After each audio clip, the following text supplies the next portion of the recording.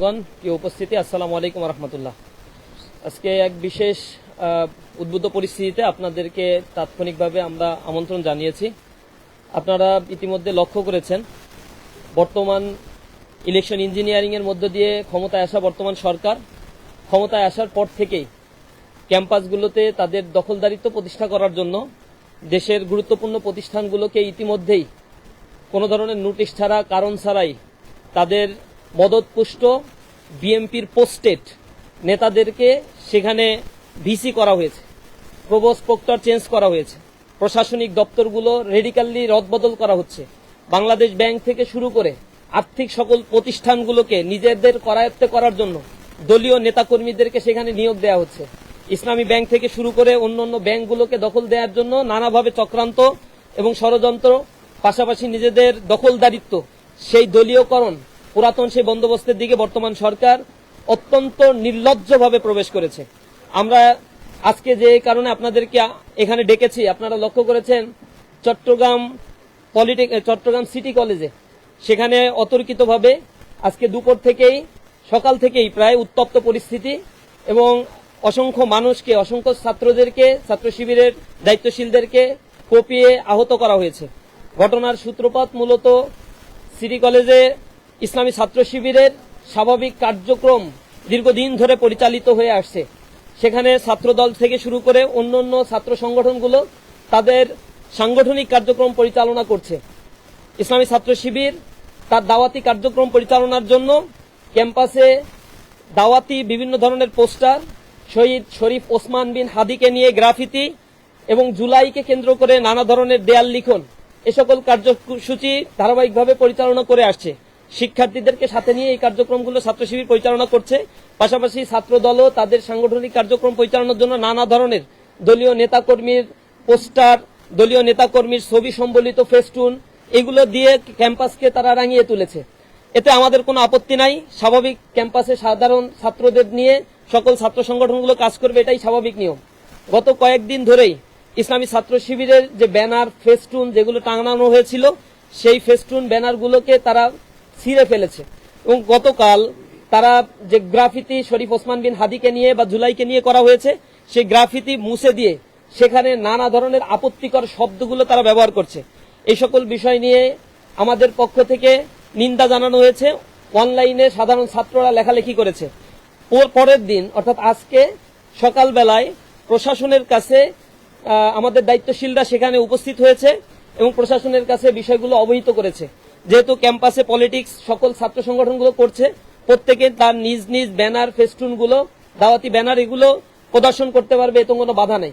ছাত্র দলের ব্যানার রয়েছে, কিন্তু ইসলামী ছাত্র শিবিরের ব্যানার, ফেস্টুন যেগুলো ছিল, গ্রাফিতি যেগুলো দেয়া হয়েছিল জুলাইকে কেন্দ্র করে, এরা তো জুলাইকে কখনোই ওন করে না, ধারণ করে না। জুলাইকে মুছে দেওয়ার জন্য আপনারা দেখেছেন ঢাকা বিশ্ববিদ্যালয় থেকে শুরু করে বিভিন্ন জায়গায় তারা এই অপকর্মগুলো করছে এবং ছাত্রলীগ যারা করতো তারা তো এখন ছাত্র দল করছে। এবং এই যে গুপ্ত যারা ছিল ছাত্রলীগের মধ্যে, ছাত্র দলের এই গুপ্ত বাহিনী এখন ছাত্র দলের নাম ভাঙিয়ে নানাভাবে অপকর্মে লিপ্ত হয়ে আছে। সিটি কলেজে যখন এই জাতীয় নালিশগুলো বিশ্ববিদ্যালয় কলেজ প্রশাসনকে করা হচ্ছিল, এরপর আমাদের দায়িত্বশীলরা নিচে নেমে এসেছে, সেখানেই ছাত্র দলের সন্ত্রাসীরা অবস্থান করছিল।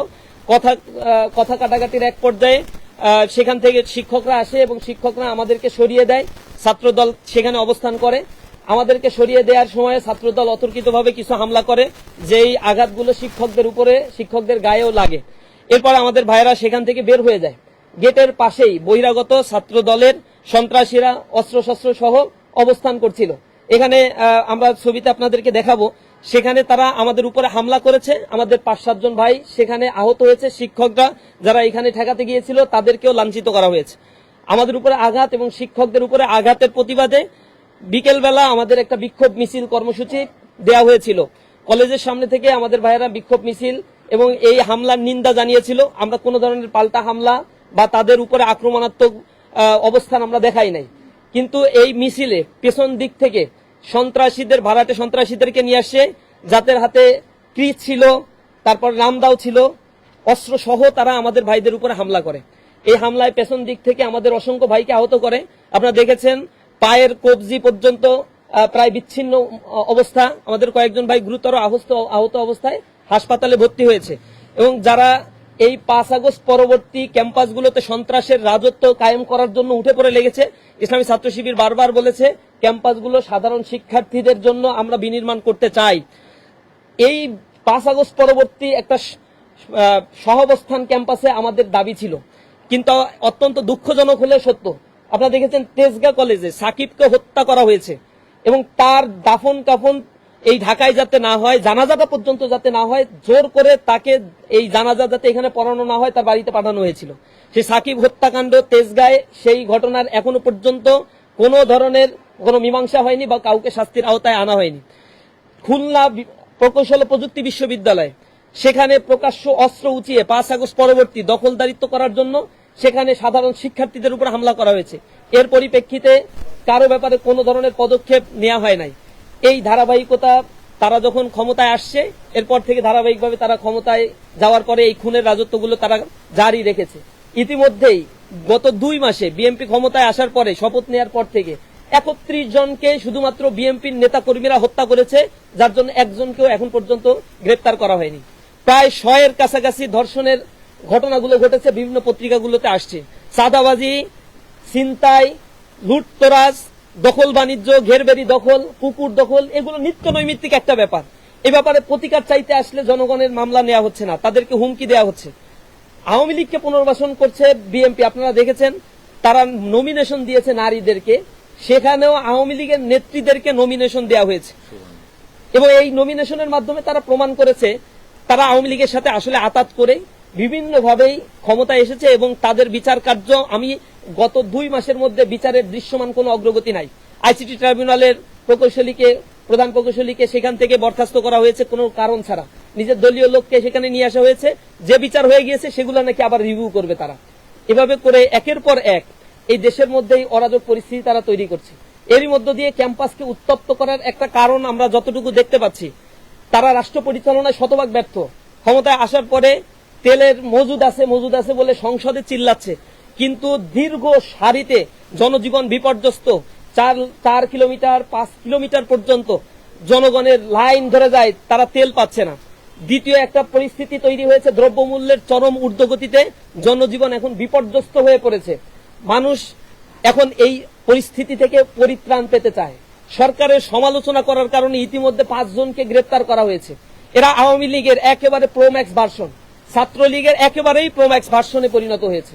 আমরা এর তীব্র নিন্দা এবং প্রতিবাদ জানাই। প্রশাসন যে দর্শকের ভূমিকা পালন করেছে, আপনাদেরকে একটু দেখাতে পারি। এখানে দেখেন, প্রথম যখন হামলা করা হয়েছে সকালবেলায় প্রিন্সিপালের রুম থেকে আমরা যখন বের হয়ে রাস্তায় আসা হয়েছে, আমাদের দায়িত্বশীলরা এই গেট থেকে বের হওয়ার সময় এখানে ছাত্র দলের সন্ত্রাসীরা, বহিরাগত সন্ত্রাসীরা সেখানে অবস্থান করেছে, পুলিশ এখানে অবস্থান করেছে। আমাদের ভাইরা বের হওয়ার পরে সেখানে আক্রমণ করা হয়েছে। প্রশাসন এখানে কোনো ধরনের ব্যবস্থা নেয় নাই। আগে আওয়ামী আমলের প্রশাসন, একই রকম অ্যাটিটিউড গুলো বর্তমান প্রশাসনের দিকেও আমরা দেখতে পাচ্ছি। সরকারি দলকে অন্ধভাবে ফেভার দেওয়ার যে মানসিকতাগুলো প্রশাসনের মধ্যে এখনো পর্যন্ত রয়েছে। এরপরে অস্ত্র নিয়ে 5 আগস্টের পরে এই আওয়ামী রাজনীতি আবার ফিরিয়ে নিয়ে আসছে ক্যাম্পাসে। মির্জা ফারুক, সদস্য সচিব, MES কলেজ ছাত্রদল, তার বাড়ি নাঙ্গলকোট, এখানে আপনারা দেখতে পাচ্ছেন একেবারে ডাইরেক্ট অস্ত্র নিয়ে তারা মোহরা দিচ্ছে এবং অস্ত্র নিয়ে শিক্ষার্থীদের উপরে হামলা করছে। এখানে আছে শাহাদাত হোসেন জুয়েল, তিনি হচ্ছেন হালিশহর থানা ছাত্র দলের আহ্বায়ক, তিনি হচ্ছে এই হামলার একেবারে সামনে ফ্রন্ট সারিতে অবস্থান করছেন। সোহেল সিদ্দিক রনি, ঢাকা সিটি কলেজের ছাত্র দলের আহ্বায়ক, এই হামলার নেতৃত্ব দিচ্ছেন। আব্দুল মজিদ ছোটন, সদস্য সচিব, সরকারি সিটি কলেজ ছাত্রদল, এই হামলার নেতৃত্ব দিচ্ছে। এভাবে প্রত্যেকের ক্ষেত্রে দেখবেন, এখানে দেখেন হেলমেট পরে, ছাত্রলীগের হেলমেট বাহিনী যেটা ছিল, এই হেলমেট বাহিনী ছাত্রদলে কোত্থেকে আসলো? এগুলো সব ছাত্রলীগ করতো এবং ছাত্রদল হচ্ছে তাদের পুনর্বাসন সেন্টার। একের পর এক কমিটি দিচ্ছে, ছাত্রলীগকে পুনর্বাসন করছে। একই অবস্থা, হেলমেট পরে, হাতে অস্ত্র নিয়ে পলাশ, কমার্স কলেজ ছাত্র দলের যুগ্ম আহ্বায়ক, অস্ত্র সহ হাতে হেলমেট পরে পূর্ব প্রস্তুতি নিয়ে আমাদের ভাইদের উপরে হামলা করেছে। এখানে দেশীয় অস্ত্র সহ, এখানে আবার দেখেন হেলমেট সহ অস্ত্র সহ হামলা করার দৃশ্য। ধারালো অস্ত্র হাতে বহিরাগত সন্ত্রাসীদেরকে নিয়ে আসা হয়েছে, হাতে অস্ত্র সহ হেলমেট পরিহিত অবস্থায়। অসংখ্য ছবি এরকম দেখা যাবে, তার মানে এটা পূর্ব পরিকল্পিত। এখানে ভাড়া করে নিয়ে আসা হয়েছে, ভাড়াটে গুন্ডা টোকাইদেরকে নিয়ে আসা হয়েছে ক্যাম্পাসকে অস্থিতিশীল করে তোলার জন্য। এভাবে একটার পর একটা অস্ত্রর মোহরা তারা দিয়েছে। আজকে আপনারা এখানে দেখতে পেয়েছেন ইসলামী ছাত্র শিবিরের একজন দায়িত্বশীল ওয়ার্ড সভাপতি, তার কবজি প্রায় আলাদা করে ফেলা হয়েছে, গোড়ালি প্রায় আলাদা করে ফেলা হয়েছে। তিনি এখনো চিকিৎসাধীন অবস্থায় রয়েছেন। অনতিবিলম্বে যারা এই অপকর্মগুলো করেছে, আমরা আশা করি স্বরাষ্ট্রমন্ত্রী এর ব্যাপারে যথাযথ পদক্ষেপ গ্রহণ করবেন। আমরা লজ্জিত, এই 5 আগস্টের পরে এত সহস্রাধিক রক্তের বিনিময়ে যে সরকার গঠিত হয়েছে, যে স্বরাষ্ট্রমন্ত্রী নিজে বলেন তিনি শিলংয়ে তাকে গুম করে রাখা হয়েছিল, তিনি নিজে বলেন, এটা জনগণ বলে না, বা এখন এটা নিয়ে অনেক প্রশ্ন রয়েছে। সেই স্বরাষ্ট্রমন্ত্রী, তার দায়িত্ব হচ্ছে দেশের আইন শৃঙ্খলা ঠিক করা, কিন্তু আশ্চর্যের বিষয় তিনি হচ্ছেন ডিফ্যাক্টো প্রধানমন্ত্রী হয়ে গিয়েছেন। যে কোনো ইস্যু নিয়ে সংসদে তার বক্তব্য দিতে হয়, অথচ দেশের আইন শৃঙ্খলার চরম অবনতি। আজকেও আপনারা দেখেছেন নওগাঁ এবং কক্সবাজারে 7 জনের মরদেহ উদ্ধার করা হয়েছে, এক ফ্যামিলির 4 জনকে হত্যা করা হয়েছে, কিন্তু তার কে হত্যা করেছে, কি অবস্থায়, তার কোনো হদিস নাই, কাউকে গ্রেপ্তার করতে পারছে না। জনমনে আতঙ্ক সৃষ্টি হয়েছে, রাতের বেলায় কেউ বের হতে পারছে না। এখন তেল নিয়ে প্রতিবাদ করলে তাকে গ্রেপ্তার করা হয়, ফেসবুকে লিখলে তাকে প্রতিবাদ করা গ্রেপ্তার করা হচ্ছে। এরপরে হাজী দানেশ বিজ্ঞান প্রযুক্তি বিশ্ববিদ্যালয়ে স্ক্রিনশটকে কেন্দ্র করে ছাত্র দলের 2 গ্রুপে ক্যাম্পাসকে উত্তপ্ত করেছে, ক্যাম্পাসে মারামারি সংগঠিত হয়েছে। এরপরে এর আগেও আমরা দেখেছি, বিশেষ করে তেজগাঁ কলেজে যে ঘটনা ঘটেছে, ঢাকা পলিটেকনিকে হামলার ঘটনা ঘটেছে, নরসিংদী পলিটেকনিকে কিছুদিন আগে আমাদের প্রদর্শনী ছিল, সেই প্রদর্শনীকে কেন্দ্র করে ছাত্র দল কোনো কারণ ছাড়াই হামলা করছে। এরপরে যখন আমরা প্রশাসনকে জানালাম, বিশ্ববিদ্যালয়ের প্রশাসন যখন তাদেরকে আলাদা করে দিল, ক্যাম্পাস থেকে বের করে দিল, তার কিছুক্ষণ পরে যুব দলের সন্ত্রাসীরা আসলো, এসে আমাদের যে কয়জন ছিল অস্ত্রশস্ত্র সহ সেখানে হামলা করলো। আমাদের ভাইয়েরা প্রতিবাদ মিছিল করেছে, প্রতিবাদ জানিয়েছি, প্রশাসনকে আমরা দৃষ্টি আকর্ষণ করেছি, কিন্তু কাউকে সেখানে গ্রেপ্তার করা হয়নি। কুড়িগ্রাম পলিটেকনিকে হামলা করা হয়েছে, বিনা কারণে সেখানে উত্তপ্ত পরিবেশ সৃষ্টি করা হয়েছে।